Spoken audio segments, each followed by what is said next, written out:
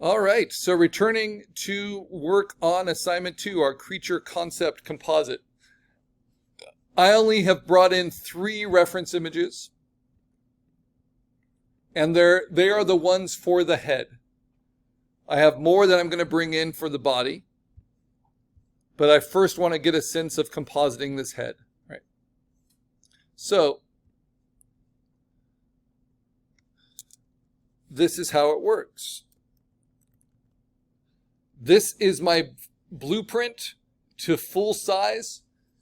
It is the center of the factory floor. If you think of it like building a car, I actually went to a college that designed cars, and one of the steps of car design was to do a tape drawing on the wall. That's the full scale size of the car, right?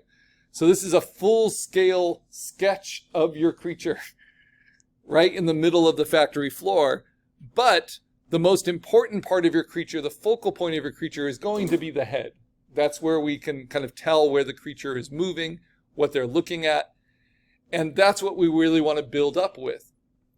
So for my creature's head, I need to see what like the most important components are and then kind of rough cut those out. Now these eyes are going to be a really important component on this frog. So I'm going to find that smart object. I'm going to use my lasso. I just have a 1 pixel feather. You can also do it with a 0 pixel feather. I wouldn't do more than 1. And I'm going to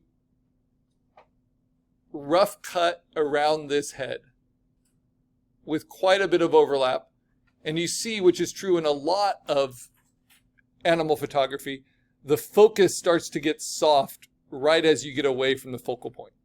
And when you have really soft edges, they're no longer useful as structures. Yeah. Okay, I'll come troubleshoot with you.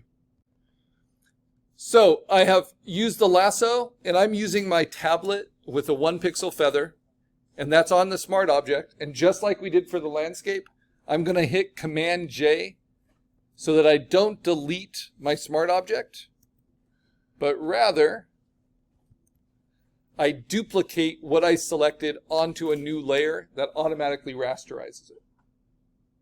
Make sense? All right, then I'm not even going to worry about the edges yet, right? Now I go to another part of my creature, which is going to be the back of the head, the cranium, and these eyes. And I'm going to go to that smart object, and I'm going to get a lot of overlap without it getting blurry.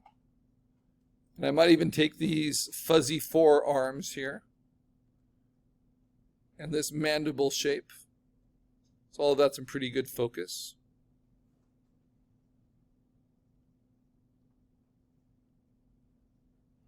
So rough cut around it, 1 pixel feather, hit Command J, turn off the smart object behind, don't delete it. Okay, now this is already in the right direction, though it's looking a little bit more up than I want. This is looking down, but in the wrong direction. So what am I going to do? Command T. I'm going to flip this horizontally, right? And now I'm going to do a little bit of distortion and warping to see if I can kind of shift the perceived angle of it. Even though it's pretty much looking straight ahead, you can see how I can start to tilt it a little bit. And then if I use warp, I can move the center off to the side. Does that make sense?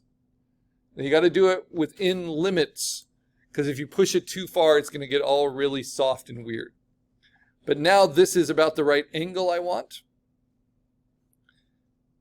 And if these are the eyes I want, notice that this is a little bit bigger than the head I actually need full size. Now I'm going to bring those eyes on top, right? And now I'm going to rough cut and place them together. So with my lasso,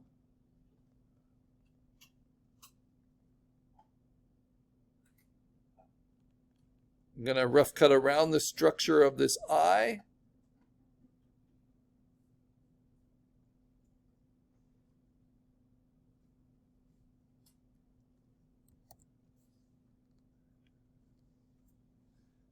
And now I'm going to start to blend it. Now I can just check it with opacity.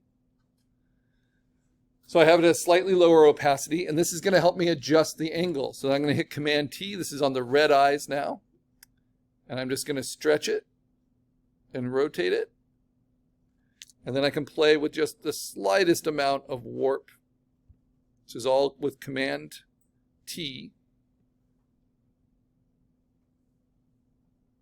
to get these eyes to kind of perch above the tarantula eyes. Very creepy. I'm going to turn it up to 100%. And then I am going to use my direct adjustments, right? So this is the opposite of what we do with the landscape. With the landscape, we took our furthest background layer and we direct adjusted that, and then we put something on top of it, on top of it, on top of it. Here I want you to start with the eyes, or the thing that's at the forefront of your face. And the first thing you're going to direct adjust is that, because that's what's going to have the impact. Bless you.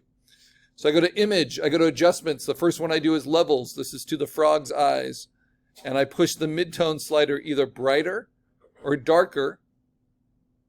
And it's not so much even to match, it's what do I want? I want that clarity. I want to see the veins in those red eyes. Right? And then do I want to limit the highlights a little bit? Just a touch. Okay, next. That's very neon green. So I'm going to go to Color Balance. And I'm going to push the midtones more towards the magentas, more towards the blues, more towards the cyans. The shadows I'm going to push towards the blues. This is going to help it sink in with the background a little bit more. But I can also adjust the balance of that because I don't want to lose the intensity of the eyes. There we go, a little magenta in the shadows, and then the highlights bring back a little bit of that yellow, a little bit of that red. Whew, that's very red. Okay, now I'm going to use my eraser, and I'm going to use it at 100% opacity,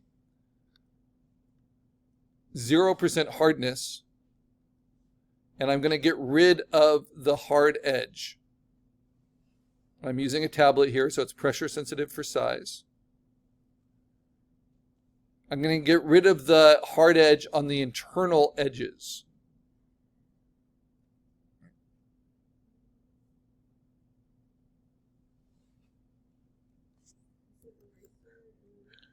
Yes, so it's the eraser, but then the tool options for the eraser, they're going to be the same as for a brush later. I'm using my tablet, so I'm using one of these, the pressure size brushes. So the harder you press, the bigger it is or smaller it is.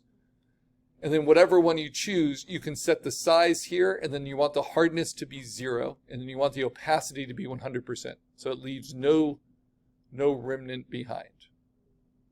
Right. So I'm going for these internal edges first, where it overlaps, and making sure that that's softened out.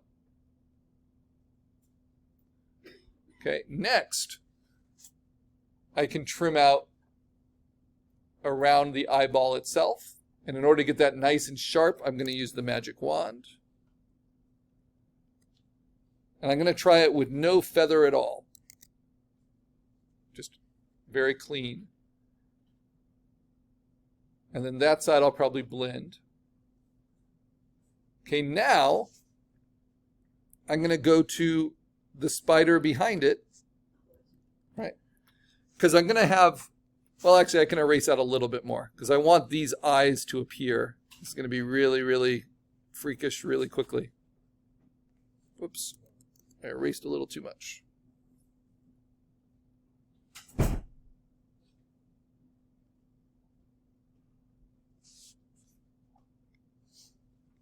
Okay, so I want these eyes to appear and be in there. But I can do it, that's kind of interesting actually, but I can do it with a lower opacity as long as I've gotten rid of the hard edges first. Right. So the next step is I'm going to take this layer and adjust its colors. So image and its lighting. So levels, do I want to brighten it? Do I want to darken it? Well, I definitely don't want to darken it, so I think I want to brighten it a little bit. Do I want to limit its highlights just a touch? Next, color balance. So with practice, this can go pretty fast. I'm going to push it a little bit towards the cyans. Not big moves, right? Just little bits. A little bit towards the greens.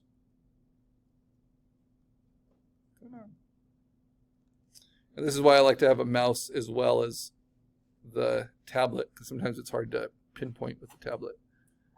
A little bit towards the yellows. This is in the midtones. Okay, now with the shadows, I'm going to push it a little bit towards the reds and the yellows and the magentas. Okay, and then with the highlights, what does it need? Maybe a little magenta, little cyan,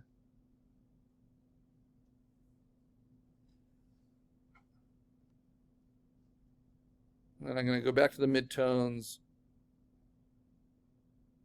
There we go. All right, so what did that do? Started here, levels, color balance, just little shifts. Now I can go, if needed, to hue saturation, and I can try a spectrum shift, maybe to a little bit more cyan, and then a saturation, and I'm going to intensify that intensity of color. And I don't want to play with the lightness because I can do that better with levels. There we go, kind of those purples. All right. So now I'm ready to start blending this in. And so I'm going to take my eraser. I've gotten rid of the hard edges. Now I can go to a lower opacity with a soft edged eraser. And I can start blending these textures and colors together.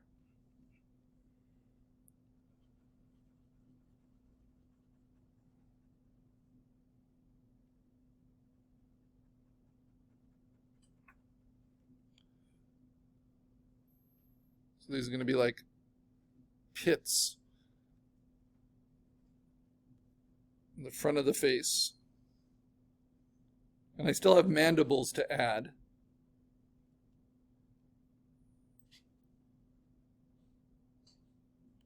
But it goes beyond just sticking eyes on something. Because you want the structure to make sense as well.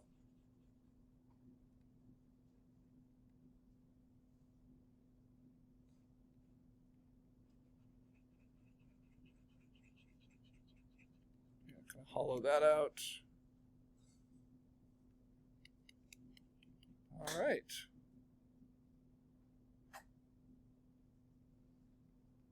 I like the little hairs that are coming through. And how that green is just slightly there. Okay, so now I've got part of the head put in. Good. Next, I'm going to add the mandible. Now, this is where it gets kind of experimental and interesting. So I'm using this bell pepper. And what do I want from this? I want this section. It looks like kind of an insectoid kind of mandible.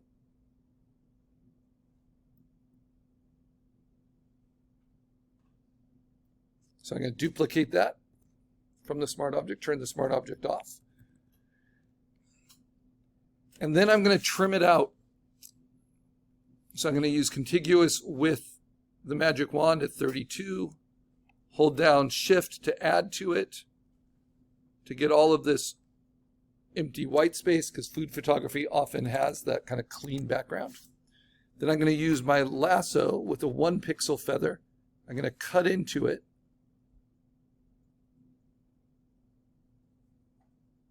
Find my own desired edge.